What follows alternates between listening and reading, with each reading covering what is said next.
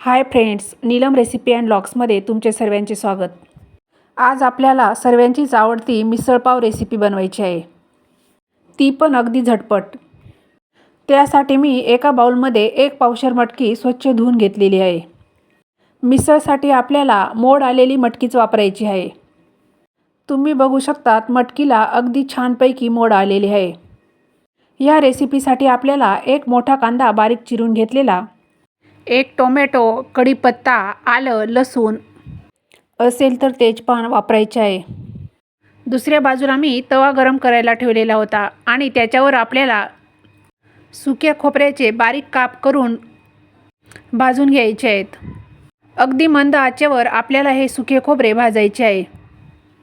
त्यानंतर त्याच तव्यावर आपल्याला थोड्याशा तेलाचा वापर करून आपल्याला कांद्याचे कापसुद्धा भाजून घ्यायचे आहेत. कांदासुद्धा आपल्याला ब्राऊन रंग येईपर्यंत भाजायचा आहे. अशा पद्धतीने जर कांदा भाजून घेतला तर मिसळ खूप चविष्ट बनते. आता आपल्याला मिसळचा कट चविष्ट होण्यासाठी वाटण तयार करून घ्यायचे आहे. त्यासाठी एका मिक्सरच्या भांड्यामध्ये 10 ते 12 लसणाच्या पाकळ्या, 1 मोठ्या आल्याचा तुकडा, तव्यावर भाजून घेतलेला कांदा आणि भाजून घेतलेले खोबऱ्याचे कापसुद्धा टाकायचे आहेत. हे वाटण आपल्याला अगदी बारीक तयार करून घ्यायचे आहे. तुम्ही बघू शकता सुरुवातीला आपल्याला मिक्सरमध्ये हे थोडेसे 2 मिनिटे दळून घ्यायचे आहे. हे वाटण बारीक होण्यासाठी आपल्याला याच्यामध्ये थोडासा पाण्याचा वापर करावा लागेल. पाण्याचा वापर करून दळल्यामुळे हे वाटण आपले अगदी बारीक असे तयार होते. दुसऱ्या बाजूला गॅसवर कढई गरम करायला ठेवलेली आहे. त्यात आपल्याला 3 ते 4 पळ्या तेल टाकून घेतल्यानंतर तेल कडकडीत गरम झाले की आपल्याला त्याच्यात मोहरीची आणि जिऱ्याची फोडणी द्यायची आहे. मिसळसाठी आपल्याला थोडासा तेलाचा वापर जास्त करायचा आहे. मोहरी आणि जिरे तडतडायला लागले की आपल्याला 3 ते 4 पाकळ्या लसणाच्या टाकायच्या आहेत. असेल तर तेजपानसुद्धा आपल्याला इथे वापरायचे आहे. त्यानंतर बारीक चिरून घेतलेला कांदा आपण आधी भाजून दळूनसुद्धा घेतलेला आहे. त्यामुळे अगदी थोडासाच आपल्याला या फोडणीमध्ये वापरायचा आहे. कांदा परतून झाल्यानंतर टोमॅटो आणि कढीपत्ता टाकून चांगले परतवून घ्यायचे आहे. हे सर्व साहित्य ब्राऊन रंग येईपर्यंत परतून झाले की वरून आपल्याला मिसळसाठी तयार करून घेतलेले वाटण टाकायचे आहे. वाटण आपल्याला 3 ते 4 मिनिटांपर्यंत चांगले परतून घ्यायचे आहे. त्याच्यातील पाण्याचा अंश कमी होऊन ब्राऊन रंग आला की आपल्याला मसाले वापरायचे आहेत.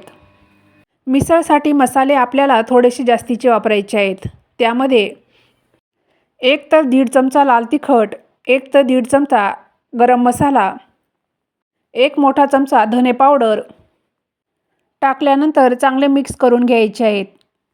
हे मसाले आपल्याला 1 ते 1.5 मिनिटांपर्यंत मंद आचेवर चांगले परतून घ्यायचे आहेत. त्यानंतर चिमूटभर मीठ टाकून पुन्हा चांगले परतून घ्यायचे आहेत. त्यामुळे टोमॅटो आणि कांदे मऊसूद शिजून तयार होतात. मिसळला रंग येण्यासाठी अर्धा चमच हळद आपल्याला इथे वापरायची आहे. तेल सुटेपर्यंत मसाले परतून झाले की आपल्याला यामध्ये मोड आलेली मटकी वापरायची आहे. मटकीसुद्धा आपल्याला ह्या मसाल्यांमध्ये चांगली मिक्स करून घ्यायची आहे. मंद आचेवर 2 ते 3 मिनिटांपर्यंत आपल्याला मटकीसुद्धा चांगली ह्या मसाल्यांमध्ये परतवून घ्यायची आहे. त्यानंतर आपल्याला जेवढी मिसळ हवी असेल तेवढ्या पाण्याचा वापर करून हा कट तयार करायचा आहे आणि ह्या कटमध्येच आपल्याला मटकीसुद्धा शिजून घ्यायची आहे. चवीपुरती मीठ आणि कोथिंबीर टाकून 10 ते 15 मिनिटे उकळून घ्यायची आहे. छानपैकी मिसळ उकळून तयार झालेली आहे. आता आपण एका ताटामध्ये सर्व करून घेणार आहोत. आपल्या आवडीनुसार एका मोठ्या डिशमध्ये खाली मिसळ आणि कट, वरून बारीक चिरून घेतलेला कांदा, आवडीनुसार फरसाण, कोथिंबीर, लिंबू आणि बारीक शेव टाकून फस्त करायचे आहेत. बाय.